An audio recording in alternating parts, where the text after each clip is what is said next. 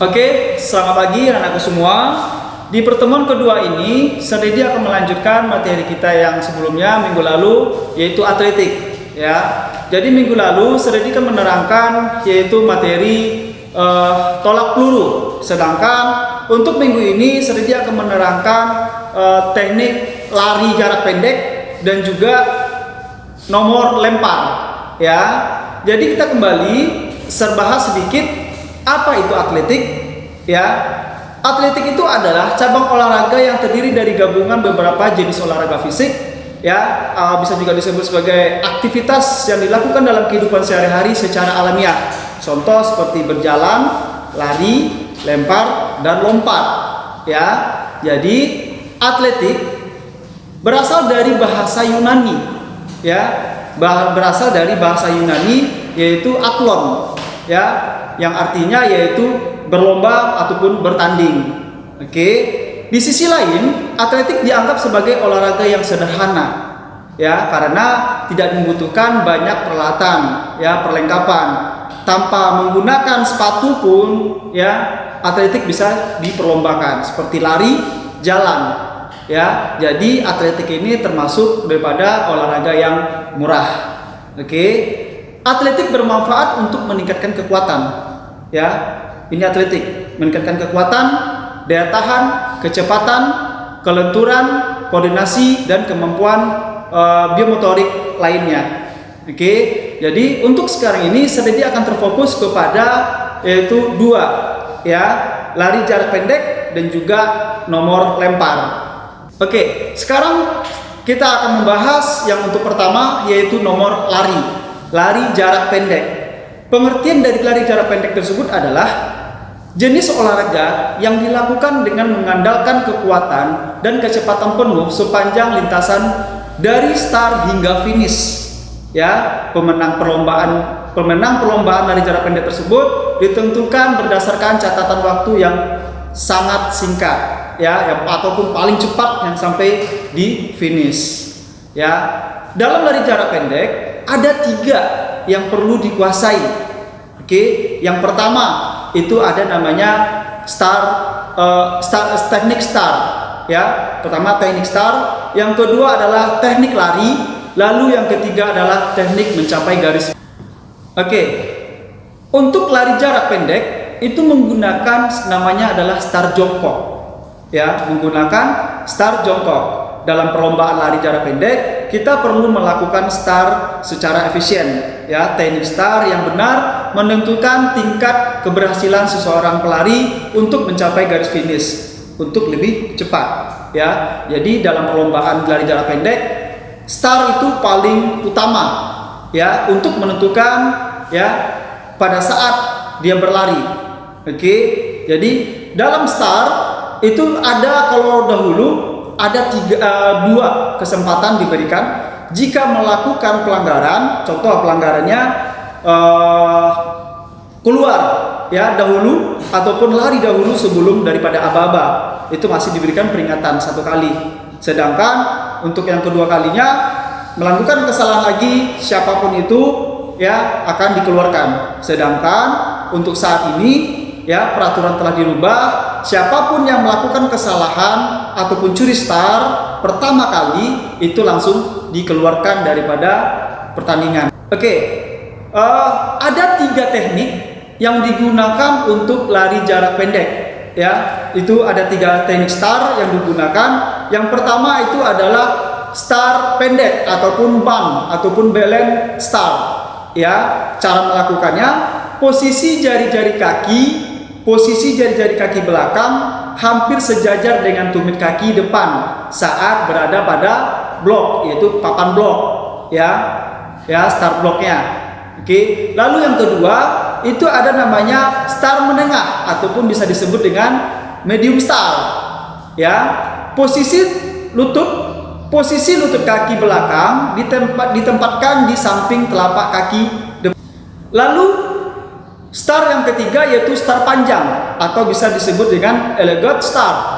Ya, posisi lutut kaki belakang sejajar atau sedikit berada di belakang tumit kaki depan. Oke, itu adalah 3 teknik STAR yang digunakan dalam perlombaan ya. Jadi untuk menentukan memilih salah satu daripada 3 tersebut ya, harus dilakukan dengan kebiasaan kita sendiri pada saat kita latihan ya. Jadi untuk melakukan sesuatu itu harus dengan kebiasaan, yaitu dengan latihan. Oke, jadi itulah 3 teknik daripada STAR untuk lari jarak pendek. Lalu kita masuk kepada lari ya, teknik lari. Yang pertama diperhatikan ya, teknik lari itu adalah bahu dan juga kepala. Oke, jaga posisi bahu turun serta rileks ya. Jadi ada nanti pada saat orang lari, kebanyakan orang yang belum pernah latihan, yang jarang latihan, pada saat lari bahunya tidak rileks, ataupun dia bisa naik ataupun dia bisa kaku. Oke, itu adalah yang perlu diperhatikan, yaitu dengan bahunya rileks ya. Kepala sejajar garis lurus ya, ataupun pandangan kita lurus ke depan dengan anggota tubuh di bawahnya. Jadi badan dengan kepala dengan badan itu harus sejajar lurus, tidak boleh ada yang seperti ini ataupun ke belakang ya. Kebanyakan orang ada yang kepala yang atas seperti ini, ada juga yang nunduk ya. Jadi yang benar itu adalah badan dan juga kepala ataupun pandangan kita sejajar ya, tidak boleh terjadi yang saya sampaikan tadi, kepala ke belakang ataupun terlalu bungkuk ya. Jaga bahu tetap lurus dan hindari rotasi ataupun putaran berlebihan. Jadi bahu pada saat putaran berlebihan dilarang itu adalah dia harus seperti ini, bahunya ikut bergerak ya. Yang benar itu adalah hanya tangan yang bergerak dengan pandangan ke depan, satu poros dengan badan. Lalu yang kedua perlu kita perhatikan itu adalah lengan ya, lengan ataupun tangan kita. Posisikan lengan dengan longgar ya, longgar, dan siku membentuk sudut 90 derajat. Gerakan siku lurus ke belakang untuk menciptakan momentum saat mengayun kembali ke depan. Pompa tangan setinggi bahu. Jadi tangan dibentuk ya kurang lebih 90 derajat, dorong sikunya ke belakang ya, dorong sikunya ke belakang. Lalu tangan yang satunya lagi itu kita harus sampai ke bahu. Jadi akan timbul namanya pergerakan tangan seperti ini ya, akan terjadi seperti ini, tetapi tidak boleh bahunya ikut, hanya lengan doang, tangannya doang yang bergerak. Oke ya. Lalu kita masuk yang ketiga, yaitu lutut. Dorong lutut ke depan dan angkat dengan tinggi ya, ataupun paha kita ya, lutut ataupun paha diangkat tinggi. Angkat jari kaki saat arah tulang kering ya. Jari kaki itu maksudnya jari kaki diangkat, berarti telapak kakinya diangkat agar dorongan pada saat turun ke bawah itu lebih kuat ataupun akan memiliki power ya, sehingga telapak kaki ada pada posisi horizontal ya. Posisi kaki, telapak kaki seperti horizontal. Pastikan mendarat telapak kaki dengan bagian tengah dan posisinya berada di bawah tubuh, bukan berada di depan tubuh. Oke. Lalu kita masuk yang keempat, yaitu tumit ya. Tumit juga berpengaruh dalam proses berlari ya. Lalu kita masuk pada yang keempat, yaitu tumit. Oke, setelah menyentuh lantai, setelah salah satu kaki kita menyentuh lantai, pastikan tumit membentuk gerakan melingkar ya, atau rowing. Oke, penuh sehingga belakang ke arah bokong. Jadi tumit kita ya untuk berlari sampai mengarah bokong kita ya, atau lompatan kita itu bokong kita, tetapi jangan sampai mengenai bokong kita ya. Kalau mengenai berarti akan sedikit terhambat pada saat kita berlari. Jadi dia akan membentuk seperti roda. Oke, ke depan. Langkah kita itu akan seperti roda. Oke, namun tidak sampai menyentuh dengan langsung gerakan. Tumit ke depan sebelum hampir menyentuh bokong. Ini akan membuat tolakan semakin kuat. Ya. Pada saat kita melakukan langkah, angkat paha. Pada saat kaki di belakang, tumit diangkat sampai hampir menyentuh bokong, dan lalu jatuhkan ke bawah, dan pada saat itu timbullah yang namanya power pada saat kita lari. Power dari kaki ya, tapi bukan dari tangan. Oke. Lalu kita masuk yang kelima, yaitu teknik finish. Oke. Lalu kita masuk yang kelima, yaitu teknik finish. Fase finish adalah tahapan dari cepat yang paling menentukan. Ya, ini tahapan terakhir untuk menentukan. Ya, pasalnya dalam beberapa pertandingan pelari akan berdekatan satu sama lain saat memasuki garis finish, karena ini adalah lari jarak pendek. Ketika lari jarak pendek, posisi pada setiap pelari tersebut akan berdekatan dengan finish. Jadi itu makanya setiap pertandingan jarak pendek itu dilengkapi dengan peralatan-peralatan yang canggih seperti foto finish. Itu paling utama, karena pada saat dia berlari itu waktunya ada yang berbeda sampai 0,0 detik ya, jadi sangat singkat sekali. Terkadang hanya perbedaan sedikit angin doang ataupun dada ya, torso. Jadi pada saat masuk garis finish itu yang dihitung adalah torso, yaitu dada, bukan hidung, bukan kepala, bukan tangan ataupun bukan kaki, tetapi yang dihitung itu adalah torso, yaitu dada. Oke, ya, sehingga memerlukan peralatan teknologi khusus untuk menilainya. Ya, jadi ada 3 teknik finish yang biasa dilakukan, yaitu yang pertama, mencondongkan dan menjatuhkan dada ke depan. Yang saya sampaikan tadi, yaitu torso, dada. Pada saat finish, dadanya diarahkan kepada finish terlebih dahulu, bukan tangan ya ataupun kaki, tetapi dada. Lalu yang kedua, menjatuhkan salah satu bahu di depan tempat garis finish ya, salah satu bahu ya, ini termasuk dada ya, yang dihitung tetap juga dada, jadi bisa lebih cepat ya. Lalu yang ketiga, berlari lebih cepat, itu pasti. Oke, itu adalah teknik-teknik daripada start, lari dan juga finish untuk nomor lari. Sekarang saya akan membahas sedikit tentang nomor lempar. Oke, sekarang saya akan bahas yaitu nomor lempar. Nomor lempar ada 4 yang diperlombakan dalam kejuaraan ya, seperti Porprov, PON, SEA Games ataupun Asian Games dan juga Olimpiade. Ya, yang pertama itu adalah lempar cakram, lempar lembing, lontar martil, dan terakhir itu ada tolak peluru. Oke. Lalu kita akan masuk yang pertama, yaitu lempar cakram. Ya, pengertian lempar cakram adalah cabang olahraga atletik di mana atlet melempar sebuah kayu berbentuk piring ya, bersabuk besi atau bahan lain yang berbentuk pipih. Ya, mungkin kalian bisa terbayang bagaimana bentuk UFO. Ya, kurang lebih seperti itu bentuk daripada cakram tersebut.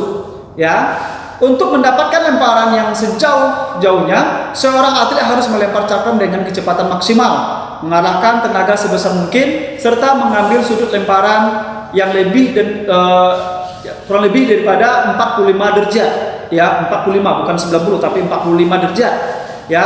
Jadi berat cakram tersebut yang diperlombakan itu ada kurang lebih 5 ya, sesuai daripada umur. Untuk remaja untuk remaja putra beratnya adalah 1,5 kg, sedangkan untuk putri itu 1 kg. Khusus untuk putri, remaja, junior dan senior itu sama, beratnya adalah 1 kg. Sedangkan untuk junior putra beratnya adalah 1,7 kg. Lalu untuk senior itu ada 2 kg. Lalu teknik yang biasa digunakan untuk lempar cakram tersebut ada 2 yang biasa digunakan ya. Ada yang melakukan standing, itu biasanya standing ini yang belum persiapannya bagus. Tetapi kalau untuk yang sudah atlet profesional, mereka akan melakukan gerakan namanya rotasi, berputar ya, untuk mendapatkan momentum pada saat dia melakukan lemparan. Oke, lalu kita masuk ya untuk kedua, yaitu lempar lembing. Ya, lempar lembing adalah salah satu cabang olahraga atletik yang dimainkan dengan cara melempar sebuah tombak dengan tujuan yang dengan ujungnya runcing. Oke, dengan ujungnya runcing sejauh mungkin. Teknik dasar melakukan olahraga ini tertuju pada cara pemegangnya. Jadi cara memegangnya itu ada 3 ya untuk melakukan gerakan lempar lembing. Ya, yang pertama ya, tekniknya adalah teknik Amerika. Lalu yang kedua, teknik Finlandia. Lalu yang ketiga itu teknik pegangan tang. Ya, nanti di sini saya akan menerangkan atau saya akan tampilkan bagaimana cara melakukan teknik-teknik daripada pegangan lembing tersebut. Oke, saya sedikit menjelaskan bagaimana cara memegang yang 3 pegangan lembing tadi. Ya, yang pertama itu adalah pegangan Finlandia. Untuk pegangan Finlandia, ibu jari dan juga jari tengah itu rapat seperti ini, sedangkan jari telunjuk itu mengarah daripada atas lembing tersebut. Jadi kurang lebih pegangan untuk Finlandia itu adalah seperti ini. Oke, ya, ini untuk Finlandia. Lalu kita masuk kepada Amerika. Pegangan Amerika, pegangan yang dilakukan dengan ibu jari dan telunjuk ada di belakang tali ikatan lembing. Jari-jari yang lain ada di tali ikatan. Ya, pegangan semacam ini dapat mengarah ke salah alur selama lembing ditempelkan sehingga digunakan karena cukup sulit untuk dilakukan. Jadi kurang lebih seperti ini. Ibu jari dan telunjuk jari kurang lebih seperti ini. Oke. Lalu kita masuk yang ketiga, yaitu pegangan tang. Untuk pegangan tang, ya, untuk pegangan tang dilakukan dengan cara lembing dipegang di antara ibu jari telunjuk dan juga jari tengah. Jadi kurang lebih seperti ini. Pegangan ini membuat mencegah terjadinya cedera siku karena pada saat kita melakukan lemparan. Jadi kurang lebih pegangan tang seperti ini. Oke. Jadi untuk lempar lembing, ya, berat lembing yang digunakan pada saat perlombaan, ya, untuk remaja putra itu ada 700 gram. Lalu untuk putri itu ada 600 gram. Putri, remaja, junior, senior sama, yaitu 600 gram. Lalu untuk junior dan senior itu beratnya adalah 800 gram. Jadi inilah materi yang perlu saya sampaikan. Oke, silakan disimak, ya, silakan dipelajari materi tersebut. Semoga bermanfaat dan semoga bermanfaat untuk anak-anak semua. Terima kasih.